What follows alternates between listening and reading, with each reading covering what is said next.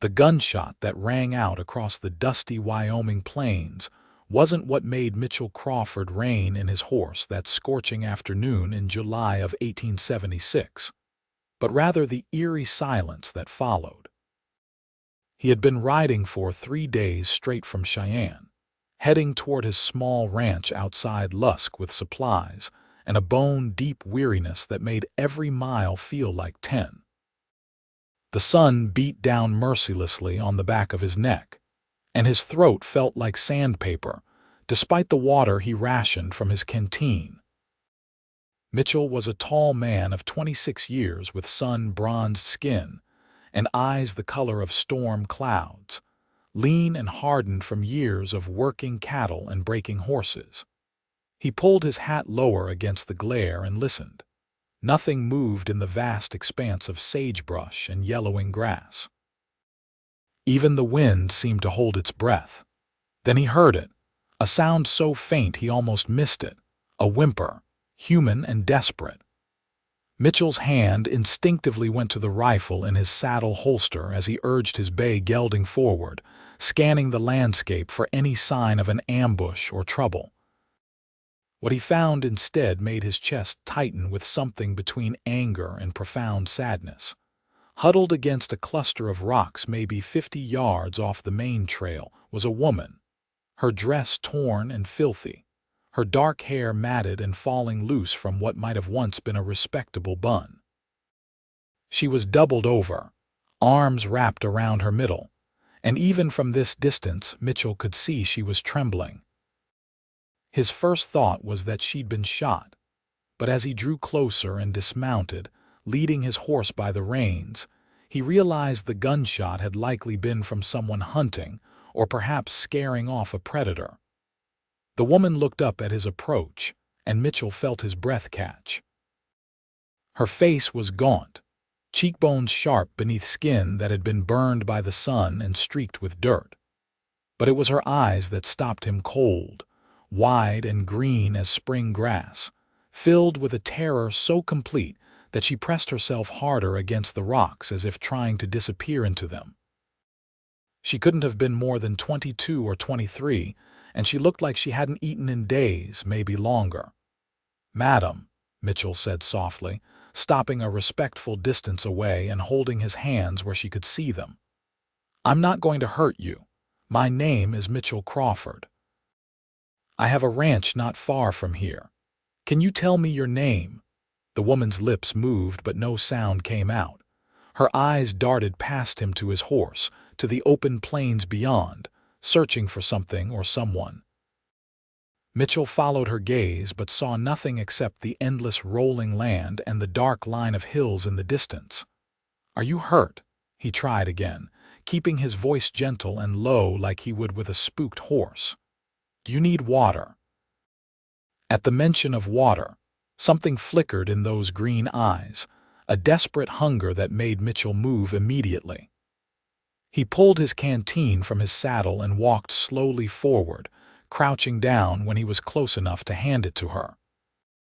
She snatched it from him with hands that shook so badly she almost dropped it, and then she was drinking in great gulping swallows that made Mitchell wince. "Easy now," he said, reaching out carefully to lower the canteen. "Not too fast or you'll make yourself sick." "When's the last time you ate anything?" The woman looked at him, really looked at him for the first time, and he saw the exact moment her terror shifted into something else, awareness maybe or desperate hope. "I don't," she whispered, her voice cracked and hoarse. "I don't remember. Days. Maybe 4 or 5 days. Mitchell felt anger kindle in his chest, hot and fierce.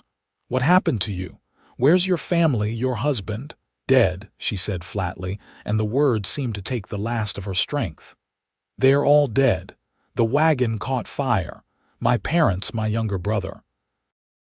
We were traveling from Nebraska to California. There was an accident with the lantern. I tried to save them, but the fire spread so fast. I got thrown clear when the horses bolted. When I came to, everything was burned. Everyone was gone. I've been walking for days trying to find help, but there's been nothing, no one, just emptiness everywhere. Her words tumbled out faster now, edged with hysteria, and Mitchell could see she was about to collapse. He made a quick decision, gathering her up in his arms before she could protest. She weighed almost nothing, all bones and trembling exhaustion, and he could feel the heat of fever radiating through her torn dress. "I'm taking you to my ranch," he said firmly. "It's about 2 hours' ride from here. You need food and water and a proper bed. We'll figure out the rest after you're well." "I don't have any money," she whispered against his chest as he lifted her onto his horse. "I can't pay you for your help. Everything burned with the wagon." "I'm not asking for payment," Mitchell said, swinging up behind her and wrapping one arm around her waist to hold her steady. "Out here, we help folks when they need it. That's just how it's done." She sagged against him as if his words had released something inside her, and within minutes, Mitchell felt her breathing even out as exhaustion claimed her. He kept his horse to a steady walk, despite his own urgency to get her to safety. The sun was beginning its slow descent toward the western horizon, painting the sky in shades of orange and gold.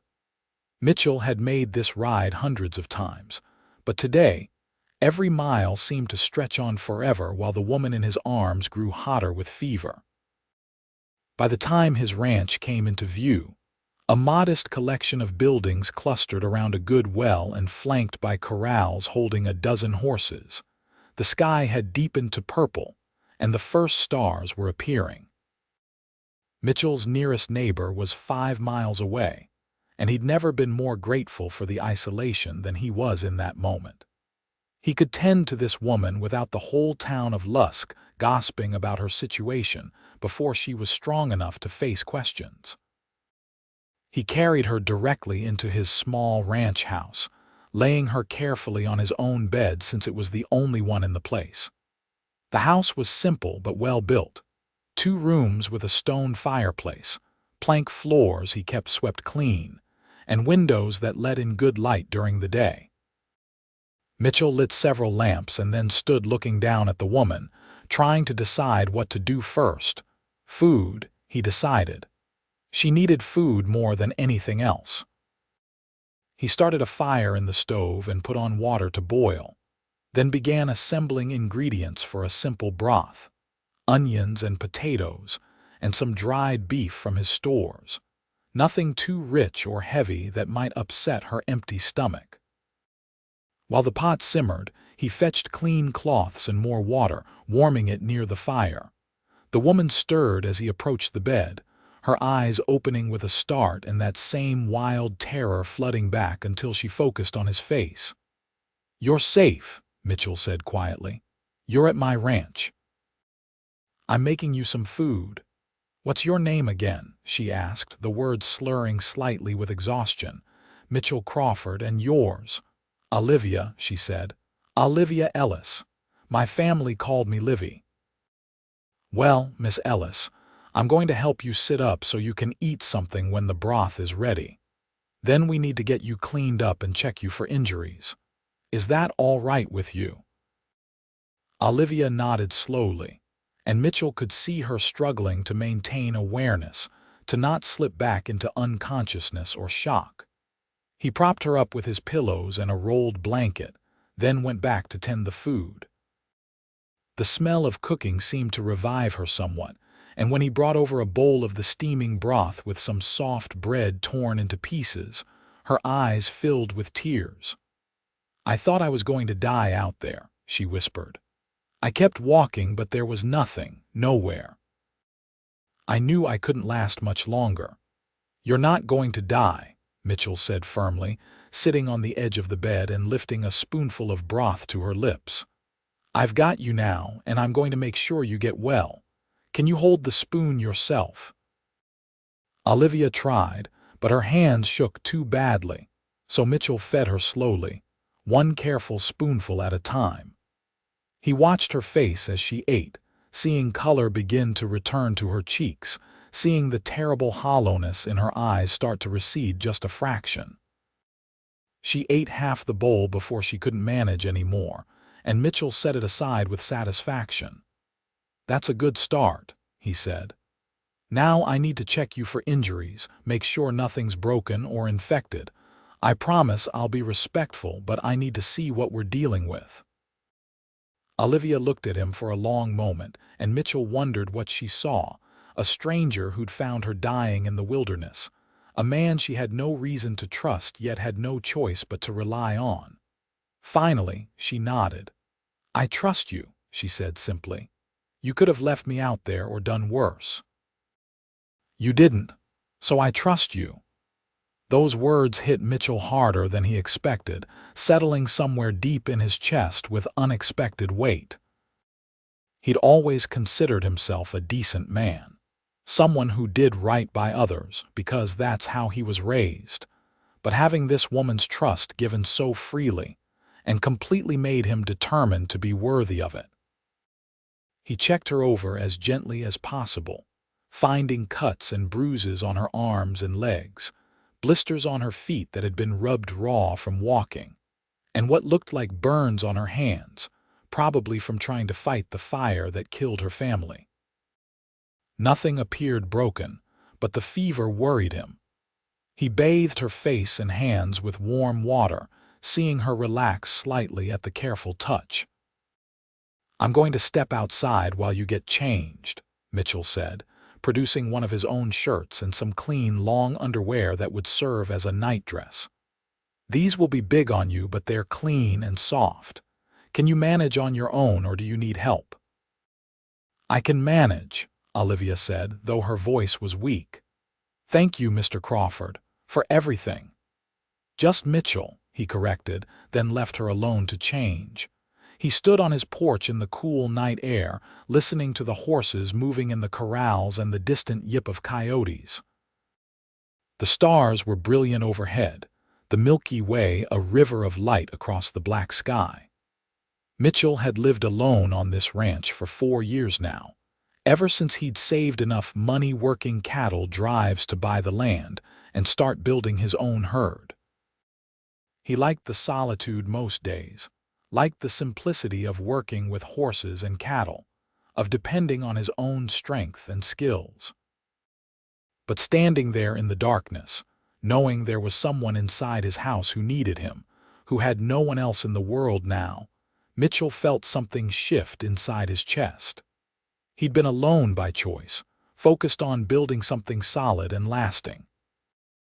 The thought of sharing his life with anyone had always seemed like something for the future, some distant possibility. Yet here was Olivia Ellis, dropped into his life by tragedy and chance, and Mitchell found himself already thinking about how to help her heal, how to give her back some of what she'd lost. When he went back inside, she was lying beneath his quilt, his shirt swallowing her thin frame, her damp hair spread across his pillow. Her eyes were closed, but they opened when she heard him enter. "Better?" he asked. "Yes," she breathed. "So much better. Your shirt smells like sage and horses." "It's nice." Mitchell felt an unexpected warmth spread through him at her words. "You should sleep now. Your body needs rest to fight that fever. I'll be right here if you need anything." "Where will you sleep?" "I've got a bedroll. I'll put it by the fire. I've slept in worse places, believe me." Olivia's eyes were already drifting closed again. "Mitchell," she murmured, "thank you for finding me." "You're welcome, Livy," he said softly, using the name her family had called her, and then she was asleep. Mitchell settled himself on the floor near the fireplace with his bedroll and a blanket, but sleep eluded him for a long time. He found himself listening to Olivia's breathing, getting up twice in the night to check her fever and give her more water. Each time she woke just enough to drink, her fingers brushing against his hand in what might have been gratitude or simple human need for connection. Dawn came slowly, the sky gradually lightening from black to gray to pale blue. Mitchell was up with the first light, as was his habit, and he moved quietly around the house so as not to wake Olivia. He needed to tend his horses and check on his small herd of cattle that ranged in the pastures beyond the buildings. But he found himself reluctant to leave her alone, even though she was sleeping peacefully, and her fever seemed to have broken during the night. He compromised by doing the most essential chores quickly, bringing his horses in for grain and checking their water troughs, counting the cattle he could see grazing in the near pastures. Everything was as it should be, his small domain running smoothly, but his mind kept drifting back to the woman sleeping in his bed. When he returned to the house, Olivia was awake, sitting up carefully and looking around with more awareness than she'd had the previous night. Her face was still gaunt, but some of the worst hollowness had eased and her eyes were clearer. "Good morning," Mitchell said, hanging his hat on the peg by the door. "How are you feeling?" "Like I've been trampled by a whole herd," Olivia admitted, "but better than yesterday. The fever's gone, I think. I noticed that when I checked on you in the night, you gave me a scare there for a while. Let me make you some breakfast, something more substantial than broth." He set about making eggs and toasted bread, slicing some of the bacon he'd bought in Cheyenne. The smell of cooking filled the small house, and when he brought Olivia a plate, she ate with more appetite, though still slowly and carefully. "Tell me about your ranch," she said between bites. "How long have you been here?" Mitchell settled into the chair near the bed, grateful to talk about something normal and solid. 4 years now. I worked cattle drives from the time I was 17, saved every penny I could. Bought this land when I was 22 with the idea of raising horses mainly, though I keep some cattle too. It's not much yet, but it's mine and it's growing. It must be hard work managing it all alone. "It is," Mitchell admitted. "I hire help during roundup and when I need to break horses for sale, but mostly I like working alone. I've got 10 good broodmares and a fine stallion, and I'm building a reputation for horses that are smart and steady. Ranchers and cavalry buyers both know my stock is solid." "You sound proud of it," Olivia said, and there was something wistful in her voice. "That must be nice, having something that's truly yours. What about you? What were you and your family planning to do in California?" Olivia's expression clouded, grief rising fresh in her eyes. "My father had purchased land in the Sacramento Valley. He'd been a farmer in Nebraska, but the grasshoppers destroyed everything 3 years running. He sold what was left and decided to start over where the growing season was longer. My mother supported him, even though leaving was hard for her. She had family back in Nebraska. And my brother Thomas, he was only 16. He was excited about California, about seeing the ocean." Her voice broke on the last words, and Mitchell reached out instinctively to take her hand. "I'm sorry," he said. "I'm so sorry for your loss." Olivia gripped his hand tightly, tears streaming down her face. "I keep seeing it," she whispered. "The fire spreading so fast. I was thrown from the wagon when the horses bolted. I hit my head on something and everything went black. When I woke up, the wagon was just burning pieces and they were gone. All of them gone.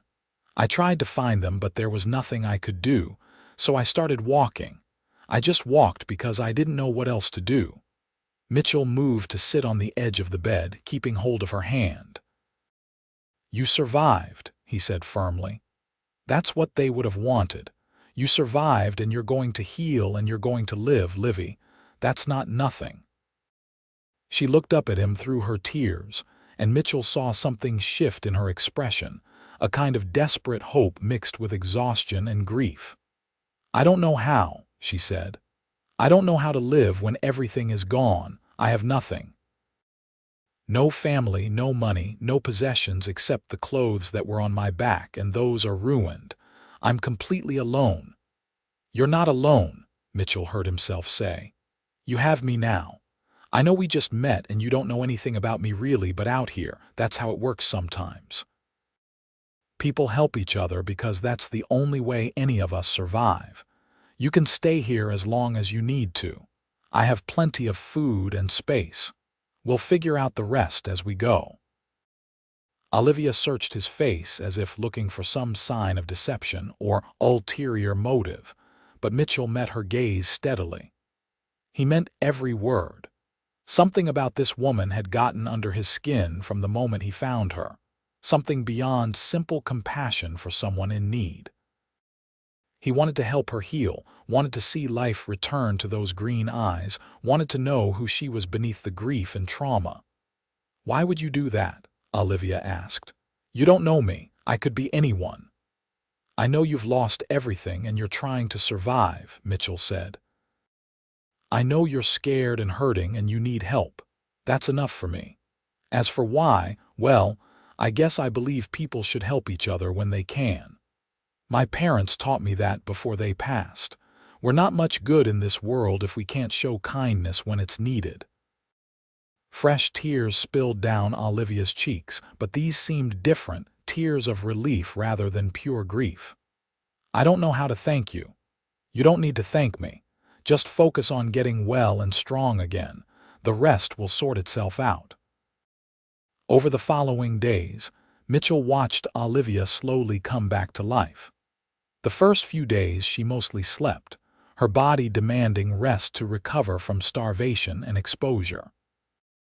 Mitchell kept her fed with simple, nourishing food, bringing her meals and sitting with her while she ate, talking about his horses or the weather or anything that seemed safe and normal. By the fourth day, Olivia was strong enough to get up and move around the house. Mitchell had washed and mended her dress as best he could, though it was still far from respectable. She stood in the main room wearing his too large shirt and looking around at his simple bachelor accommodations with interest. "It's a good house," she said. "Solid and clean. You keep it nice." "I try," Mitchell said, suddenly self-conscious about the sparse furnishings and lack of any homey touches. "I'm not much for decorating." "It doesn't need decoration," Olivia said. "It feels safe. That's more important than any number of pretty things." Safe, the word resonated with Mitchell. He wanted his home to be that for her, a place where she could heal without fear, where she could begin to piece together some kind of future from the wreckage of her past. That evening, they sat together at his small table, eating a simple supper of beans and cornbread. And for the first time, Olivia smiled at something he said. A real smile that transformed her thin face and made those green eyes sparkle with life. Mitchell felt his heart do something strange in his chest, a kind of flutter that was entirely new to him. "What?" Olivia asked, catching his expression. "Nothing," Mitchell said quickly. "Just glad to see you smiling. It's a good look on you." Olivia's cheeks colored slightly, the first real bloom of healthy color Mitchell had seen on her face. "It feels strange to smile," she admitted. "Like I shouldn't be allowed to feel anything good when my family is gone." "Your family wouldn't want you to stop living," Mitchell said gently. "They'd want you to find happiness again, even though it hurts now. Grief and joy aren't opposites, Livy. They can exist together." "You sound like you know something about grief." Mitchell nodded slowly. "My parents died of cholera 6 years ago when I was 20. It was sudden and terrible, and for a long time, I felt guilty every time I felt happy about anything. But eventually, I realized that living well, building something good, that was a way to honor them. They raised me to be strong and capable and kind. Being those things is how I keep them with me." Olivia reached across the table and laid her hand over his. "I'm sorry about your parents, and thank you for sharing that with me. It helps to know you understand." They sat like that for a long moment, hands touching, an understanding passing between them that went beyond words. Mitchell felt something settling into place inside him. Some piece of his life that he hadn't known was missing until Olivia appeared. As the days turned into a week, then too, Olivia grew stronger. Her body filled out as regular meals restored her health, and the burns and blisters healed.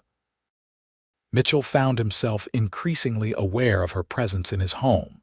The way she hummed quietly while helping him wash dishes, the way she stood on the porch in the early morning watching the sun rise over the plains, the way her laugh sounded when something genuinely amused her.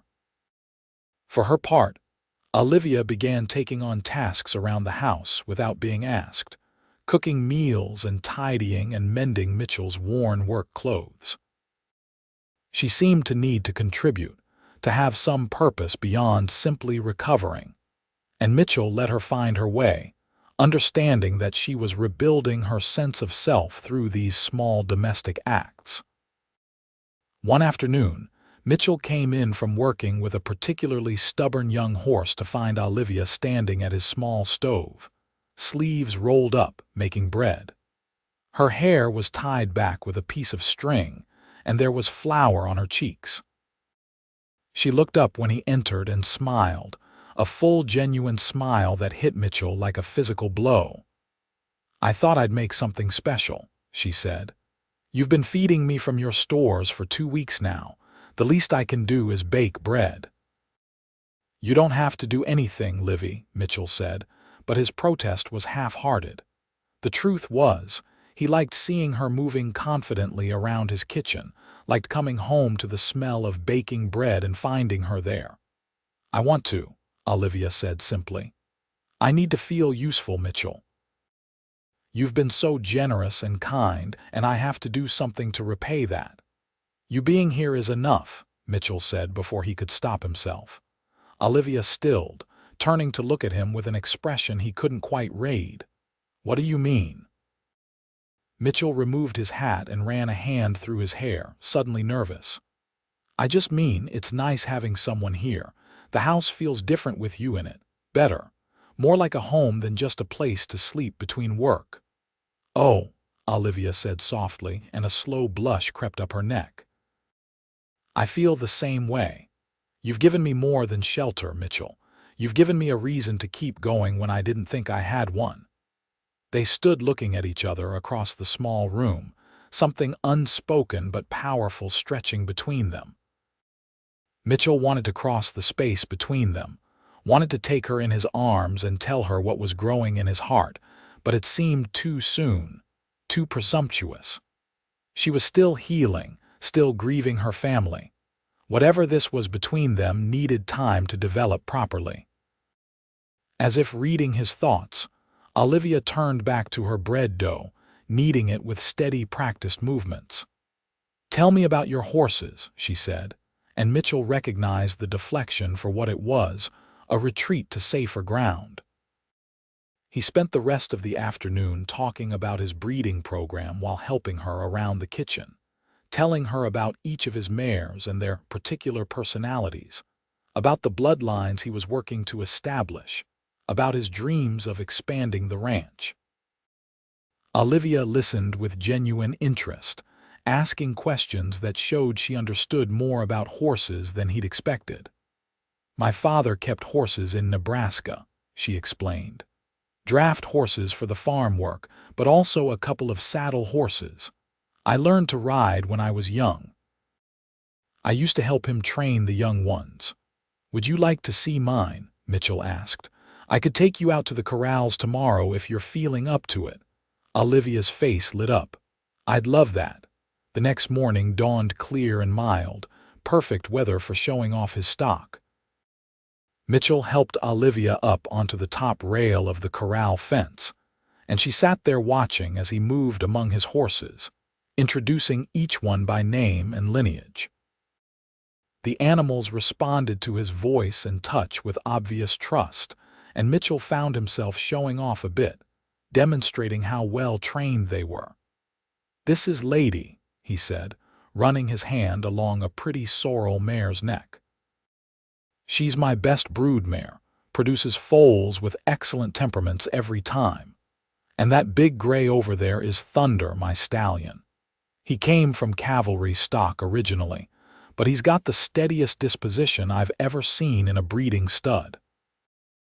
Olivia watched it all with shining eyes, and when Mitchell brought Lady over to the fence so she could pet the mare, Olivia's face glowed with joy.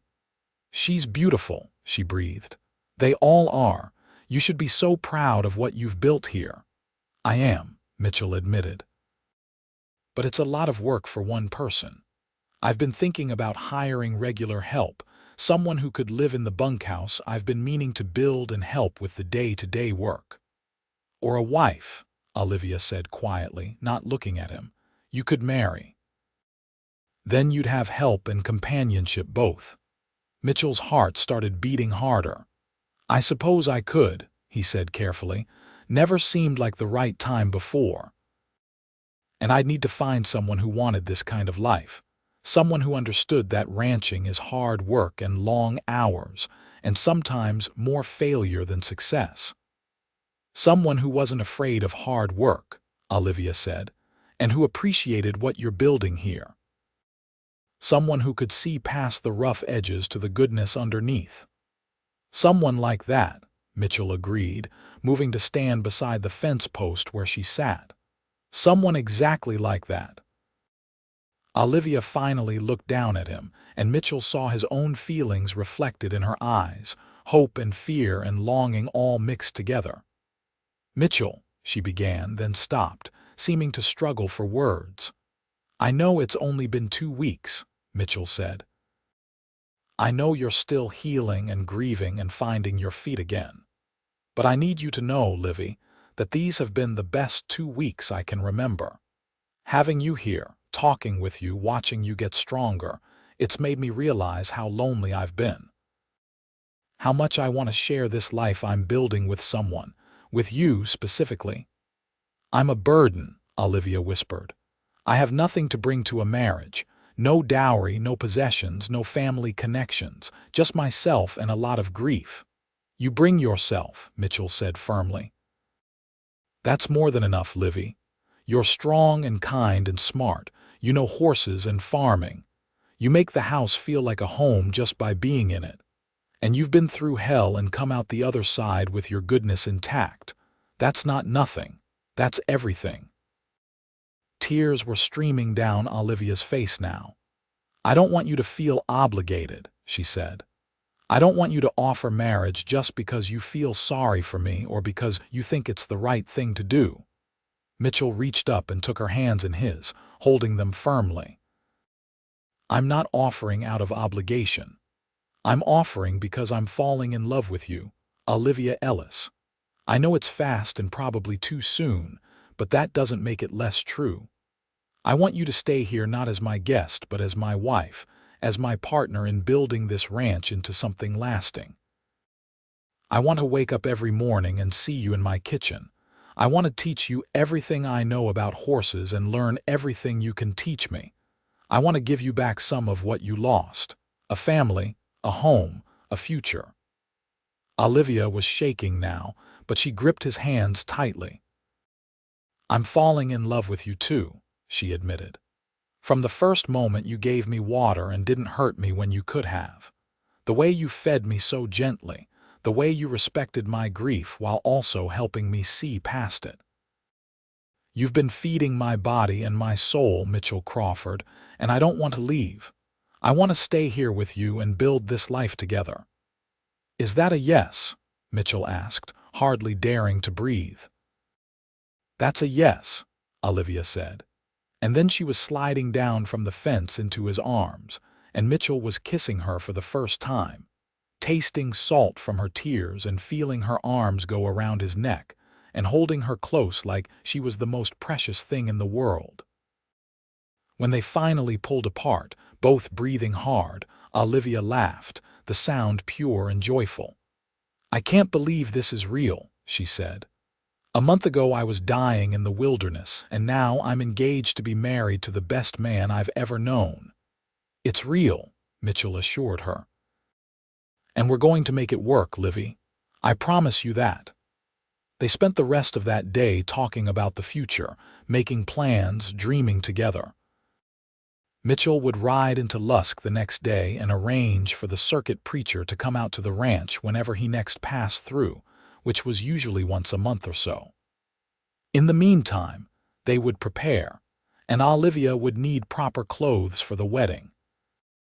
The next morning, Mitchell saddled his best horse and rode into Lusk, a small but growing town that served the surrounding ranches and farms. The main street boasted a general store, a saloon, a land office, a boarding house, and a church that doubled as a schoolhouse during the week. Mitchell made his way directly to the general store, where Mrs. Patterson, a formidable woman in her 50s who seemed to know everyone's business, greeted him with interest. "Mr. Crawford," she said, "haven't seen you in town for a few weeks. What brings you in today?" "I need to order some things," Mitchell said. "Fabric for a dress, a woman's dress, and some other supplies. And I need to leave word with the preacher that I'm looking to get married." Mrs. Patterson's eyes widened with undisguised curiosity. "Married? Well, that's news indeed. And who's the lucky lady? I wasn't aware you were courting anyone." Mitchell had expected this and had prepared a story that was mostly true. "Her name is Olivia Ellis. She was traveling with her family to California when their wagon caught fire. She's the only survivor. I found her out on the plains and brought her back to my ranch to recover. We've decided to marry." The store owner's expression softened immediately. "Oh, the poor dear, losing her whole family like that. How terrible. Well, you're a good man to help her, Mr. Crawford. The preacher should be through in about 10 days. I'll make sure he knows to stop at your place. Now, let's see about that fabric." With Mrs.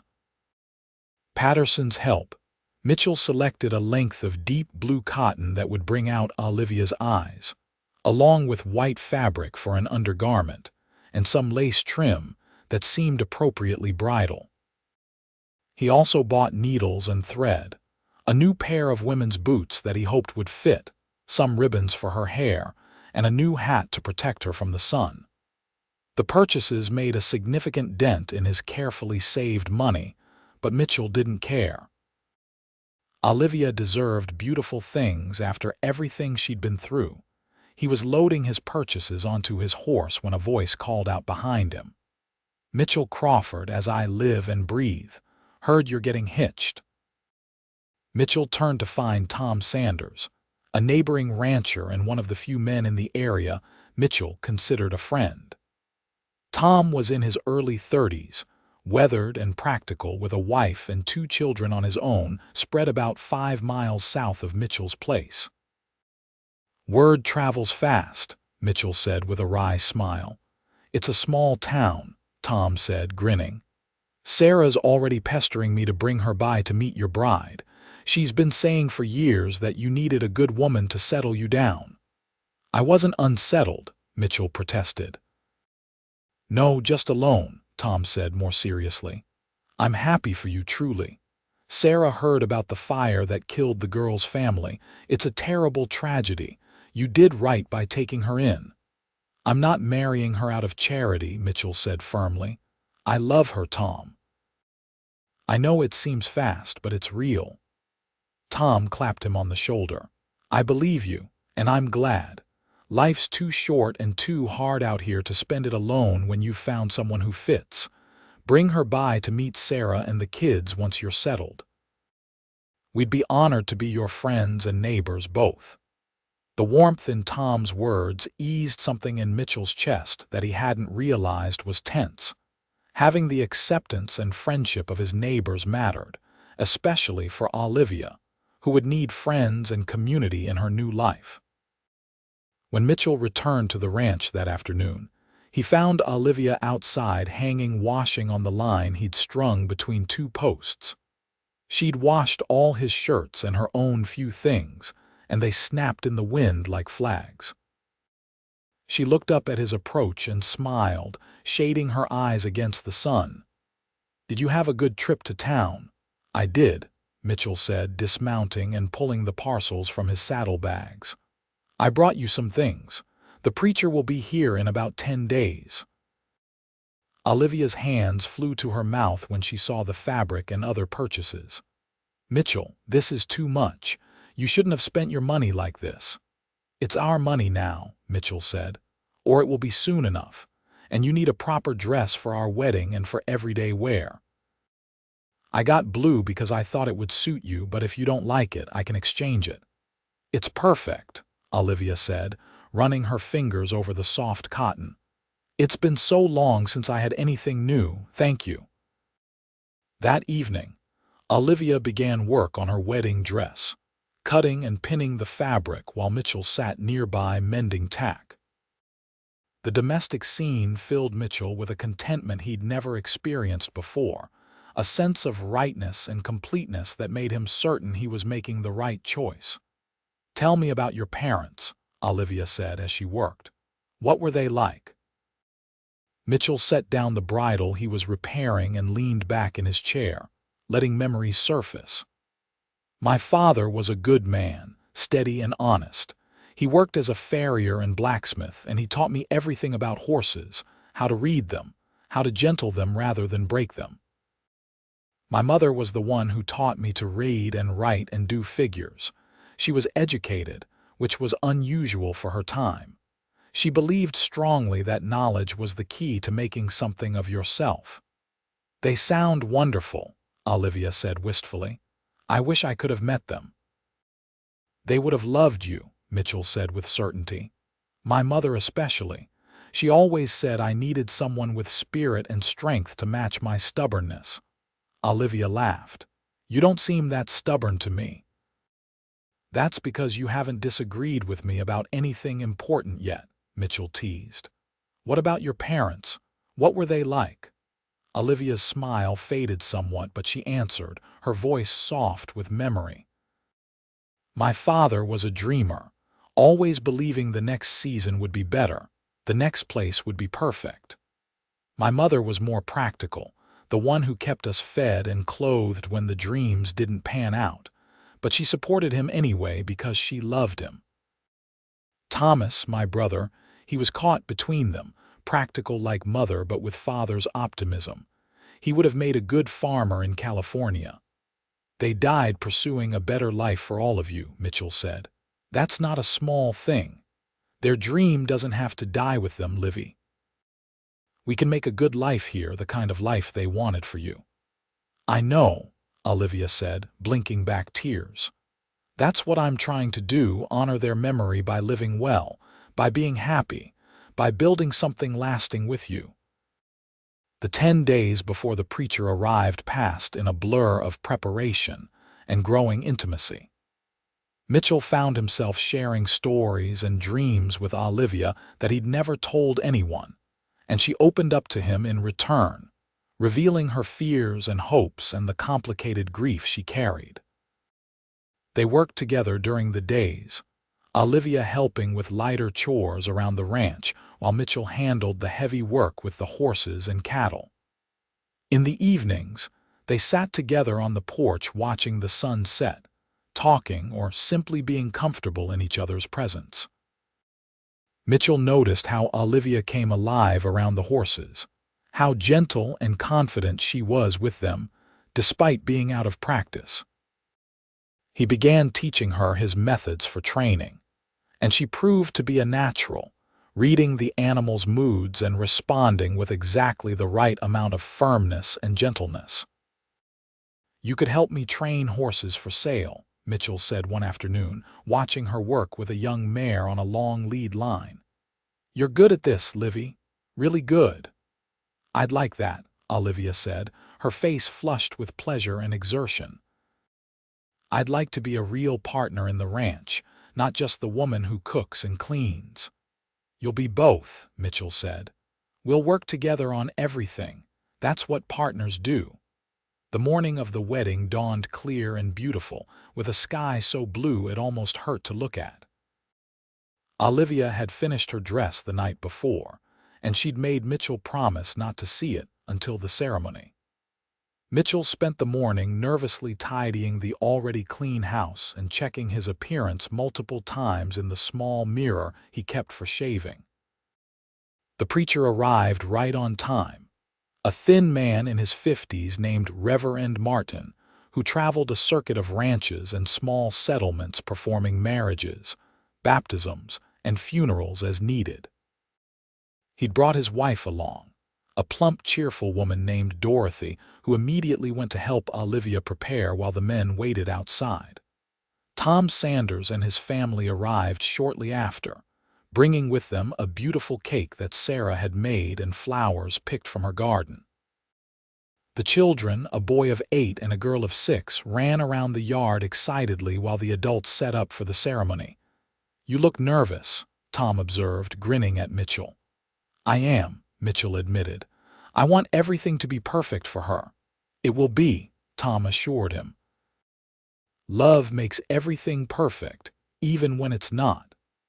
When Olivia emerged from the house in her new blue dress, her hair brushed and shining in the sunlight, a crown of Sarah's flowers on her head, Mitchell's breath caught in his throat.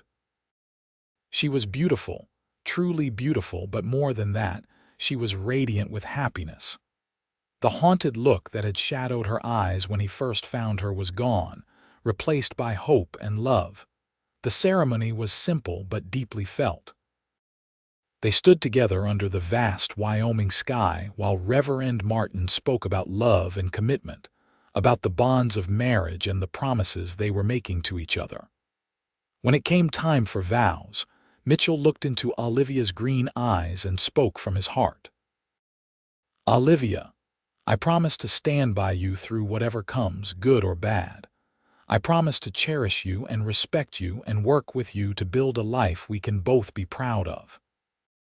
I promise to remember every day what a gift it is that our paths crossed when they did, that I found you when you needed help, and that you trusted me enough to stay. I love you, and I will love you until my last breath." Olivia's eyes were shining with tears, but her voice was steady when she spoke her own vows. "Mitchell, you saved my life in every way a person can be saved. You fed me when I was starving, sheltered me when I was lost, and gave me hope when I thought I had none. I promise to be your true partner in all things, to work beside you and support you and love you with all my heart. I promise to honor your trust and your kindness by being the best wife I can be. I love you more than words can say." Reverend Martin pronounced them husband and wife, and when Mitchell kissed his bride, their small gathering of witnesses cheered. The celebration that followed was modest but joyful, with Sarah's cake and coffee and conversation that flowed easily. Even the Sanders children warmed to Olivia quickly, fascinated by her stories about traveling from Nebraska and delighted when she showed them how to braid the horses' manes. As the sun began to set and their guests prepared to leave, Sarah pulled Olivia aside for a private word. Mitchell watched from a distance, seeing his wife nod and smile and embrace Sarah warmly. When Tom and his family had finally departed in their wagon and Reverend Martin and Dorothy had left for their next stop, Mitchell and Olivia stood together on their porch, married now, truly husband and wife. "What did Sarah say to you?" Mitchell asked, drawing Olivia close against his side. "She said I was lucky to have found you, and she was right," Olivia said. "But then she said you were even luckier to have found me, and that made me feel like maybe I'm not just a burden you took on out of kindness." "You're not a burden," Mitchell said firmly. "You never were. You're my wife now, my partner, my love. Everything else we'll figure out together." That night, they came together as husband and wife with a tenderness and passion that left them both breathless and deeply content. Mitchell was gentle with Olivia, mindful that she was still healing in so many ways, and she responded with a trust and openness that moved him profoundly. Afterward, they lay tangled together in Mitchell's bed, now their bed, talking quietly in the darkness. "I never imagined my life would turn out like this," Olivia murmured against his chest. "When I was walking through the wilderness, dying, I couldn't see any future at all. And now here I am, married to a good man with a home and a purpose and hope again. It almost seems too good to be real." "It's real," Mitchell assured her, pressing a kiss to her forehead. As real as anything I've ever known, and it's going to keep getting better, Livy. We're going to build something beautiful together. The months that followed their wedding were some of the happiest of Mitchell's life. He and Olivia fell into a rhythm of work and companionship that felt natural and right. She proved to be an invaluable partner in the horse training business, with insights and skills that complemented his own. Together, they gentled young horses and prepared them for sale, earning a reputation throughout the county for producing reliable, well-trained mounts.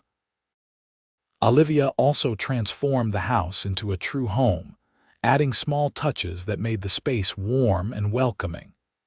She planted a kitchen garden that flourished under her care, providing fresh vegetables throughout the growing season. She learned to preserve food for winter, filling the shelves Mitchell built with jars of pickles and preserves and dried goods. She befriended Sarah Sanders and the other ranch wives in the area, creating a network of support and friendship that enriched both their lives. By the time winter arrived, dusting the plains with snow and driving the temperatures down to brutal lows, Mitchell and Olivia had settled into their marriage like they'd been together for years, rather than months.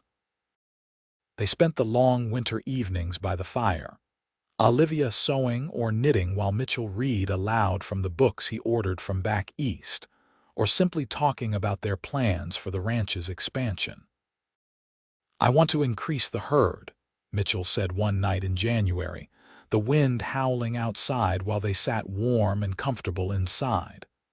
"With two of us working together, we could handle more horses, maybe 20 broodmares instead of 10. We could build a real reputation, maybe even sell to the Army on a regular contract basis." "That would mean building a bigger barn," Olivia said thoughtfully, "and probably hiring at least one steady hand to help with the work, especially during foaling season." "I've been thinking about that," Mitchell agreed. "Tom mentioned his nephew might be looking for work come spring. He's 19, experienced with horses and cattle, and Tom says he's reliable. We could offer him room and board plus wages, have him stay in the spare room for now and build a proper bunkhouse later when we can afford it." "I think that's a good plan," Olivia said, "as long as we're careful not to overextend ourselves. I don't want to risk losing what we've built by growing too fast." Mitchell smiled at her caution, recognizing her mother's practicality coming through. "We'll be smart about it," he promised. "We'll grow steadily and carefully, building on success rather than chasing dreams we can't sustain." As winter gradually gave way to spring, bringing warmth and new grass to the plains, Olivia began to suspect she might be pregnant. She waited to tell Mitchell until she was certain, and when she finally shared the news one evening in March, his reaction was everything she could have hoped for. "A baby," Mitchell breathed, his face lighting up with joy. "Livy, are you sure?" "As sure as I can be," Olivia said, smiling at his excitement. "I think the baby will come in late September or early October." Mitchell pulled her into his arms, holding her carefully as if she might break. "This is wonderful," he said. "Incredible, we're going to be parents." "Are you happy?" Olivia asked, even though his reaction made the answer obvious. "Happy doesn't even begin to cover it," Mitchell said. "You've given me so much already, Livy. A home, a partnership, love, and now a child. I don't know what I did to deserve all this, but I'm going to spend the rest of my life being worthy of it." "You already are," Olivia assured him. "You were worthy from the moment you stopped to help a desperate stranger instead of riding past. Everything good in my life now comes from that choice you made." The pregnancy progressed smoothly through spring and into summer. Olivia continued to work alongside Mitchell, though he fussed and worried about her constantly, trying to prevent her from doing anything too strenuous. She tolerated his protectiveness with good humor, understanding it came from love and concern. They did hire Tom's nephew, a quiet young man named James who proved to be every bit as reliable as Tom had promised. With his help, they expanded the operation exactly as planned, purchasing more brood mares and beginning work on a larger barn. The ranch was thriving, earning enough profit that Mitchell could reinvest in improvements while still setting aside money for the future. In late September, as the leaves began to turn and the air took on the crisp quality of early autumn, Olivia went into labor. Mitchell sent James racing to fetch Sarah Sanders while he stayed with his wife, holding her hand and trying not to panic. Sarah arrived with experience and calm assurance, having birthed 2 children of her own and helped with numerous other deliveries. The labor was long and difficult, lasting through the night and into the next day. Mitchell stayed by Olivia's side the entire time, wiping her brow with cool cloths, speaking words of encouragement, and praying harder than he'd ever prayed in his life. When the baby finally arrived, squalling and red-faced and perfect, Mitchell felt tears streaming down his cheeks.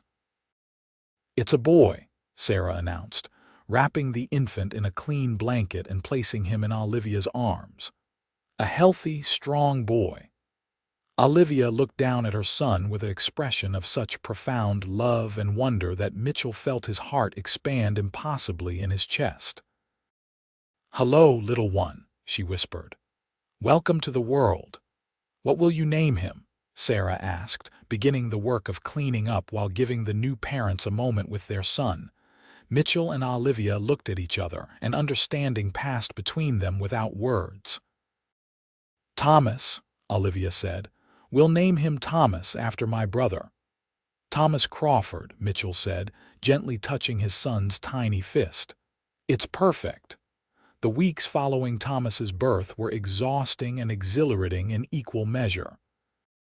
Mitchell discovered reserves of patience and tenderness he hadn't known he possessed, walking the floor with his son in the middle of the night when Olivia was too exhausted to move, changing diapers with increasingly practiced efficiency, and marveling constantly at the miracle of this new life they'd created.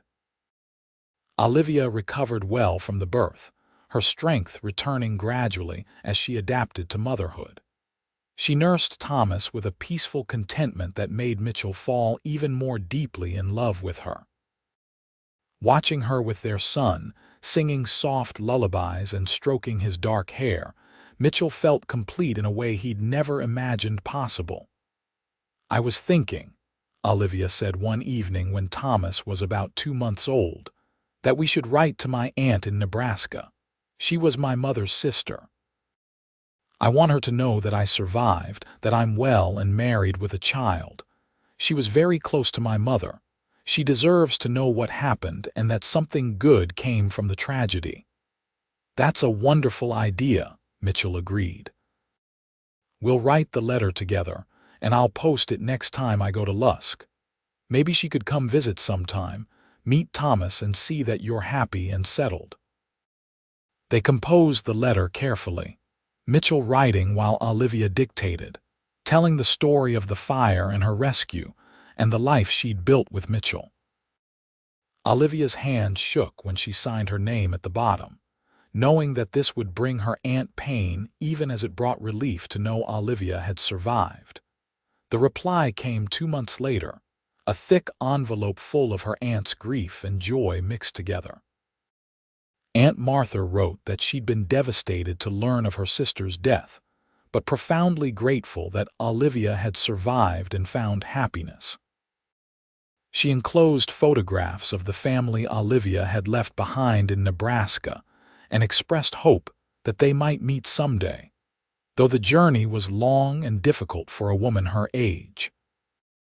Olivia cried when she read the letter, but they were healing tears, tears that came from reconnecting with her past while also honoring her present. She showed the photographs to Mitchell, pointing out her grandparents and cousins, telling stories about childhood visits and family gatherings. Mitchell listened and learned, understanding that this was important, that Olivia needed to keep her family's memory alive even as she built a new family with him.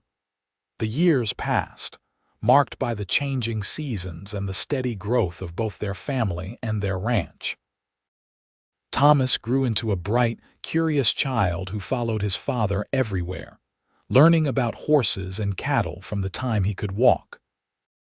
When Thomas was 3, Olivia gave birth to their second child, a daughter they named Rose, who had her mother's green eyes and her father's stubborn determination. The ranch continued to prosper under their joint management. Mitchell's reputation as a horse breeder spread throughout Wyoming and into neighboring territories. They were able to build the larger barn they'd planned, and eventually a proper bunkhouse to house the 2 permanent hands they now employed year-round. The original small house was expanded to accommodate their growing family, with 2 additional bedrooms and a larger kitchen where Olivia could cook for the hands as well as her own family. Through it all, the love between Mitchell and Olivia deepened and matured.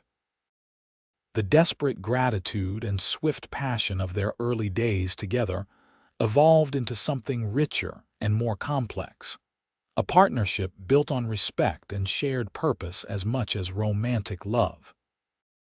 They had their disagreements, of course, moments of frustration or misunderstanding, but they'd learned to talk through problems rather than letting them fester. On their 5th anniversary, Mitchell arranged for Sarah to watch the children so he could take Olivia on a ride out to the place where he'd first found her.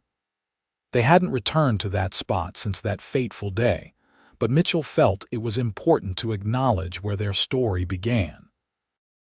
They rode out in the late afternoon, the summer sun warm on their shoulders, and found the cluster of rocks where Olivia had been huddled, dying and desperate. She dismounted and stood looking at the place for a long moment, and Mitchell watched emotions play across her face, grief for what she'd lost, gratitude for what she'd found, and a kind of peaceful acceptance. "I was so scared," Olivia said quietly. "I thought I was going to die alone out here with no one ever knowing what happened to me. And then you appeared, like something out of a dream or a prayer I didn't even know I was making." Mitchell came to stand beside her, taking her hand. "I'm so glad I found you," he said. "My whole life changed that day, Livy. Everything good in my life now traces back to the moment I heard you cry out and decided to investigate." "You ever wonder what would have happened if you'd ridden past?" Olivia asked. "If you'd been too tired or too cautious or just hadn't heard me?" "No," Mitchell said firmly. "Because I did hear you and I did stop and we did find each other. That's what matters. Everything that came after, our marriage, our children, our life together, it all stems from that moment of connection. I don't believe in accidents, Livy. I think we were meant to find each other." Olivia turned to face him fully, reaching up to cup his face in her hands. "You saved me," she said. "You fed my body when I was starving and you fed my soul when I'd lost all hope. You gave me a reason to live again, and you've given me a life worth living. I love you, Mitchell Crawford, more today than the day we married, and I'll love you more tomorrow than I do today." Mitchell kissed her deeply, tasting salt from her tears and feeling his own eyes grow damp. "I love you too," he said. "Always and forever, Livy. You're my heart."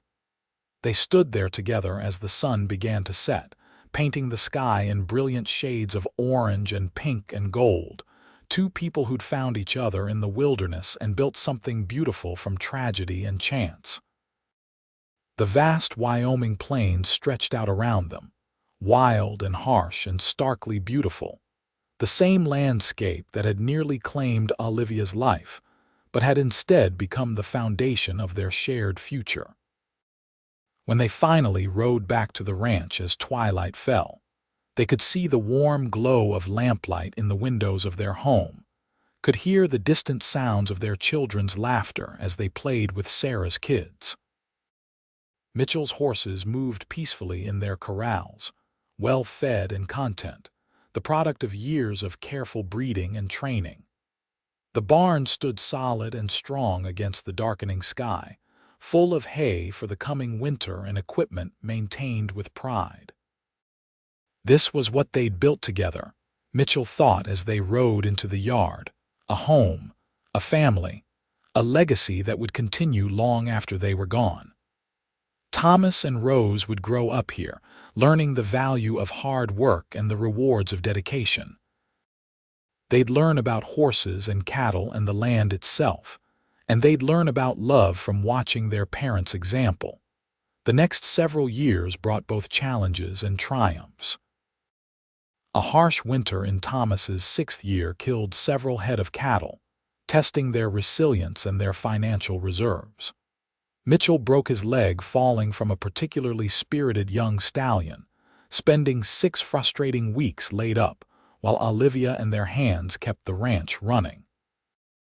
Rose came down with scarlet fever and nearly died, leaving both parents exhausted and gray-faced from worry before she finally turned the corner and recovered. But there were wonderful times too, moments of joy that made the hardships worthwhile. Thomas proved to have inherited both his parents' skill with horses, able to read an animal's mood and respond appropriately with a maturity beyond his years. Rose, once recovered from her illness, grew into a fierce little girl who insisted on helping with everything despite her small size. They took their first family trip to Cheyenne when Thomas was 8 and Rose was 5, staying in a hotel and marveling at the restaurants and shops, and the sheer number of people crowded into one place. When Thomas was 10, Olivia gave birth to their 3rd and final child, another boy they named Martin after the preacher who'd married them. The pregnancy had been harder than the previous 2, and the doctor who attended the birth warned them that Olivia shouldn't attempt to have more children. Both Mitchell and Olivia accepted this news with equanimity.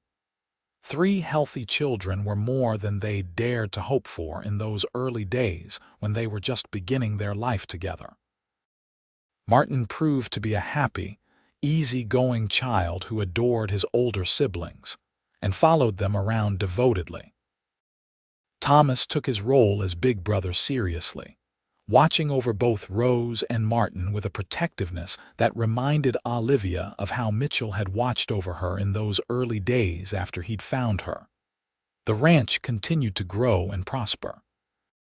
By the time Thomas was 15, they were running one of the most successful horse breeding operations in the region, with a waiting list of buyers for their stock.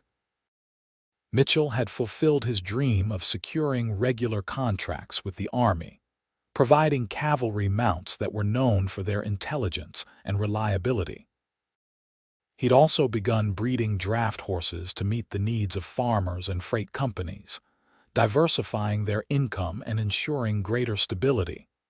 Olivia had become a respected figure in her own right, known throughout the county as a skilled horse trainer, and a woman of wisdom and compassion. She'd helped deliver babies for several neighboring families, drawing on Sarah's teachings and her own experience. She organized social gatherings that brought the scattered ranch families together for celebrations and support. She'd even begun teaching Rose and several other ranch children their letters and numbers, establishing an informal school in their expanded parlor during the winter months when travel was difficult. On their 15th anniversary, Mitchell gave Olivia a beautiful locket containing photographs of all 3 children. She cried when she opened it, holding it close to her heart. "I never imagined I could be this happy," she said. "After losing everything, after thinking my life was over, you gave me all of this. A home, a family, a purpose. You gave me everything that matters." "We gave it to each other," Mitchell corrected gently. "I was just existing before you came into my life, Livy. Going through the motions of building something without really understanding why.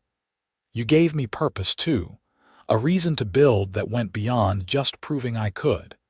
You made me want to create something lasting, something beautiful that we could pass down to our children." They were sitting on their porch, the same porch where they'd sat countless evenings over the years, watching the sun set over the plains. Thomas was off checking on a mare about to foal, responsible enough now to handle such tasks on his own. Rose was inside putting Martin to bed, singing the same lullabies Olivia had once sung to her. Everything was peaceful and right in their small corner of Wyoming. "Do you remember what you said to me the day we got married?" Olivia asked. "You said it was going to keep getting better, that we were going to build something beautiful together." "I remember," Mitchell said. "You were right," Olivia said simply. "It did get better and we did build something beautiful, not just the ranch, though that's certainly impressive. But our family, our love, the life we've created together. That's the truly beautiful thing, Mitchell. That's what I'm most proud of." Mitchell pulled her close, breathing in the familiar scent of her hair, feeling the solid warmth of her body against his.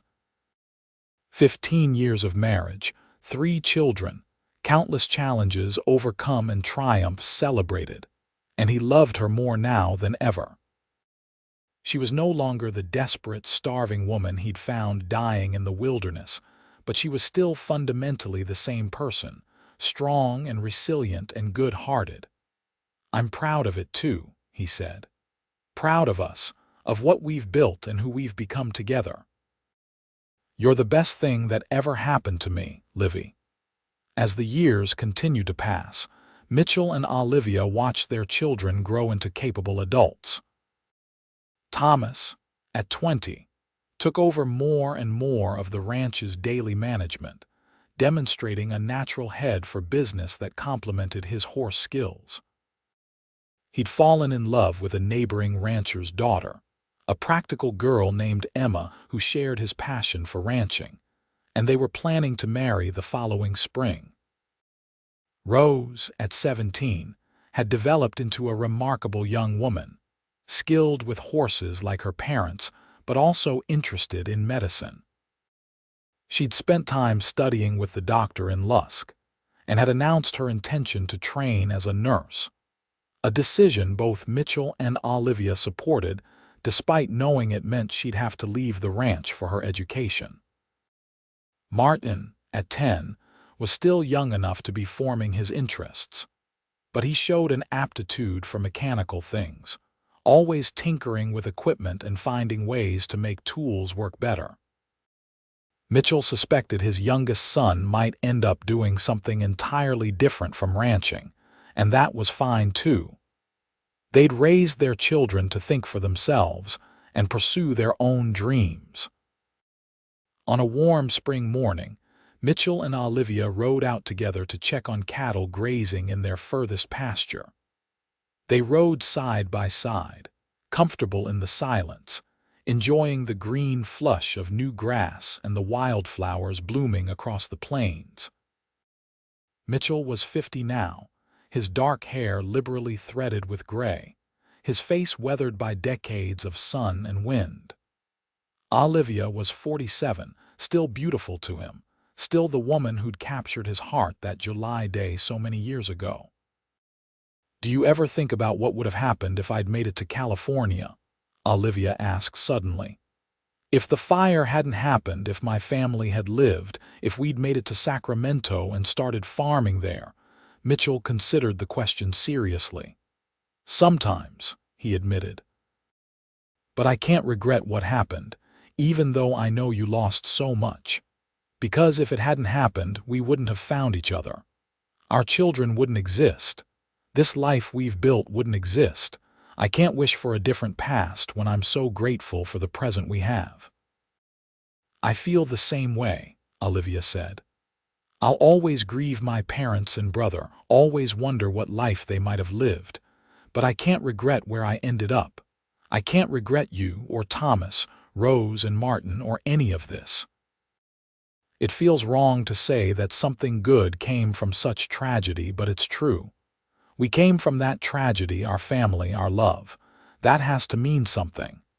It means that people are resilient, Mitchell said. "It means that even in the worst circumstances, there's potential for new beginnings and second chances. You could have given up when I found you, Livy. You could have let the grief and trauma consume you.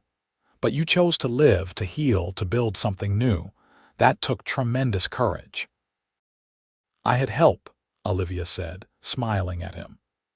"I had you feeding both my body and my soul, giving me reasons to keep going when I couldn't find any on my own." They continued their ride, checking on cattle and fences, discussing plans for the upcoming breeding season and Thomas's wedding preparations. It was an ordinary day, filled with the ordinary tasks that made up their life together, and Mitchell found himself profoundly grateful for the ordinariness of it all. They'd had enough excitement and tragedy in those early days. Now, in their middle years, the steady, predictable rhythm of ranch life was exactly what they both wanted. Thomas's wedding to Emma the following spring was a joyful celebration, bringing together families from throughout the region for a weekend of festivities. Mitchell watched his eldest son marry his sweetheart and felt the bittersweet pang of time passing, of children growing up and beginning their own lives. But he was also deeply happy, seeing Thomas settled and content, beginning the next generation of their family. Emma moved to the ranch after the wedding, and she and Olivia developed a warm relationship, working together in the expanded household and sharing the responsibilities of running a large working ranch. Within a year, Thomas and Emma announced they were expecting their first child, making Mitchell and Olivia grandparents for the first time. The baby, a girl they named Lily, was born on a snowy December morning, and when Mitchell held his granddaughter for the first time, he felt emotions welling up that he couldn't quite name. This tiny person represented the continuation of everything he and Olivia had built, the next link in a chain that would hopefully extend far into the future. "She has your eyes," Olivia said, standing beside him and looking down at the sleeping infant. "Storm cloud gray, just like her grandfather." "And her father," Mitchell added, but he was pleased nonetheless. "She's perfect, isn't she? Absolutely perfect." "All babies are perfect," Olivia said, smiling. "But yes, she's particularly perfect because she's ours." Rose left for nursing school the following fall, heading to Denver for her training. Her departure left a hole in the family dynamic, but she wrote long, detailed letters about her studies and her experiences in the city, and she came home for holidays and important occasions. Mitchell was proud of her determination to pursue her own path, even though he missed having her around the ranch. Martin, growing into his teenage years, continued to show more interest in mechanics and engineering than in ranching. He devoured every book on the subject he could get his hands on, and spent his free time designing improved versions of ranch equipment. Mitchell encouraged these interests while also making sure Martin learned the essential skills of ranching, wanting his youngest son to have choices about his future. As Mitchell and Olivia moved into their 60s, they gradually began stepping back from the day-to-day management of the ranch, allowing Thomas and Emma to take the lead while they provided guidance and support. It was a natural transition, one that gave Mitchell and Olivia more time to simply enjoy each other's company and their grandchildren, 3 by the time Lily was 5. They still rode out together regularly, checking on distant pastures or simply exploring the land they'd worked for so many decades. Their bodies were older and more prone to aches and pains, but the essential connection between them remained as strong as ever. They could still communicate with just a look, still anticipate each other's needs and moods, still find comfort and joy in each other's presence. One evening, sitting on their porch watching another Wyoming sunset paint the sky in brilliant colors, Olivia leaned her head on Mitchell's shoulder. "We've had a good life," she said simply. "We have," Mitchell agreed. A very good life. Sometimes I still think about that day you found me, Olivia continued. How close I came to dying out there, how different everything would be if you'd chosen a different route or ridden past without stopping. My entire world, everything I am now, all comes back to that single moment of chance and choice. Not chance, Mitchell said. It was meant to be, Livy. I've always believed that. We were meant to find each other, to build this life together, to create this family. Everything that happened, as terrible as parts of it were, led us to exactly where we needed to be. You still believe in destiny after all these years? Olivia asked, a smile in her voice. When I look at you, at our children and grandchildren, at everything we've built together, how can I not believe? Mitchell replied. Too much good has come from that one day for it to be simple coincidence. We were given a second chance, both of us in different ways, and we made the most of it. Olivia turned to look at him, her green eyes still bright despite the lines around them, still capable of making his heart skip a beat even after more than 30 years of marriage. I love you, Mitchell Crawford, she said. Thank you for stopping that day. Thank you for feeding me and caring for me and giving me a reason to keep living. Thank you for every single day we've had together.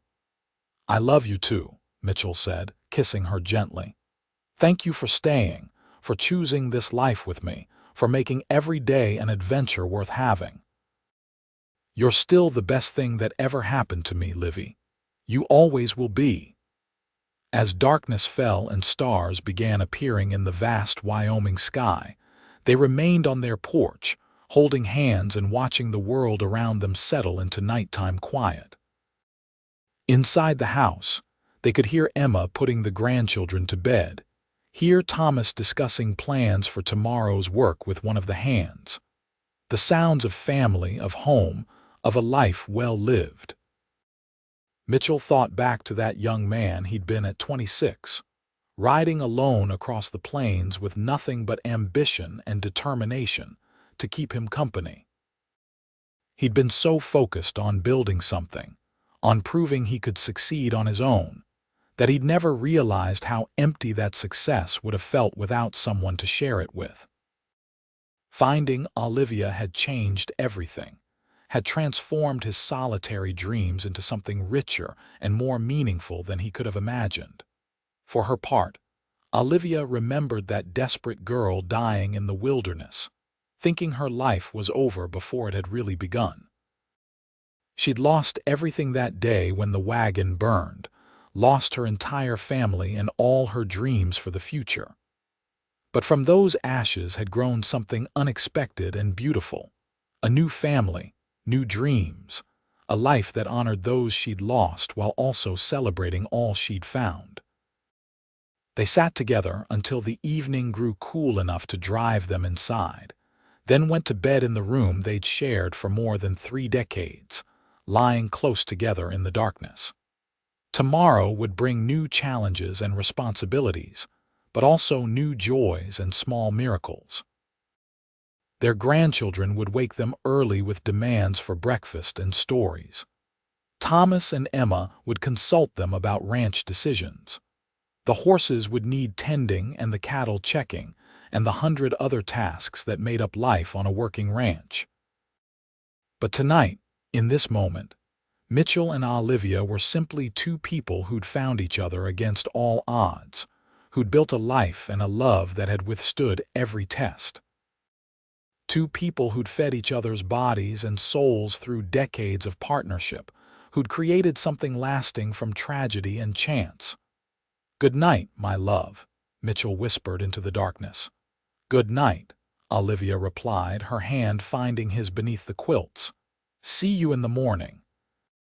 And in the morning, they woke to another day of their shared life, grateful for every moment they'd been given together, for every day that stretched ahead, for the miracle of having found each other when they both needed it most. The Wyoming plains spread out around their ranch, vast and beautiful and unforgiving, the same land that had nearly claimed Olivia's life, but had instead become the foundation of their greatest happiness. Years continued to pass as years do, bringing graduations and weddings and births, bringing losses too as friends and neighbors aged and passed on. Mitchell and Olivia grew older together, their steps slower but their love undiminished. They became the family elders, the keepers of stories and wisdom, the ones grandchildren and great-grandchildren came to for advice and comfort. On their 50th wedding anniversary, surrounded by their children, grandchildren, and great-grandchildren, Mitchell stood to make a toast. His hair was white now, his face deeply lined, but his gray eyes were as sharp and clear as ever. 50 years ago, he began, I found a woman dying in the wilderness. I gave her water and food and shelter, thinking I was just helping someone in need. What I didn't realize was that she was going to save me right back, that she was going to give my life meaning and purpose I'd never known it lacked. Olivia, you've been my partner, my love, my best friend for half a century. You've given me 3 incredible children and more grandchildren and great-grandchildren than I can keep track of some days. This earned him a ripple of laughter from the assembled family. You've made every single day of the last 50 years worth living. Here's to you and to us, and to all the years we still have ahead of us. Olivia rose to stand beside him, taking his hand and smiling at their assembled family. And here's to the man who stopped when he could have ridden past, she said. Who fed my body when I was starving and my soul when I'd lost all hope. Who gave me a second chance at life and loved me through everything that came after. Mitchell Crawford, you're still the best thing that ever happened to me. I love you today as much as I did 50 years ago, maybe more. They kissed while their family cheered and applauded. 2 people who'd found each other in the wilderness and built something beautiful from tragedy and chance. The ranch that Mitchell had started alone was now a thriving family enterprise, passed down to the 3rd generation with the 4th already learning the ropes. The love they'd kindled in those early desperate days had grown and expanded to encompass all of this, all these people, this whole community of family and meaning. As the celebration continued around them, Mitchell and Olivia slipped out to their porch one more time, wanting a moment of quiet together. The sun was setting over the Wyoming plains, painting the sky in those same brilliant colors they'd watched countless times over the decades. Do you have any regrets? Mitchell asked, pulling Olivia close against his side. Not a single one, Olivia said firmly. This life, this family, all of it has been more than I ever dreamed possible.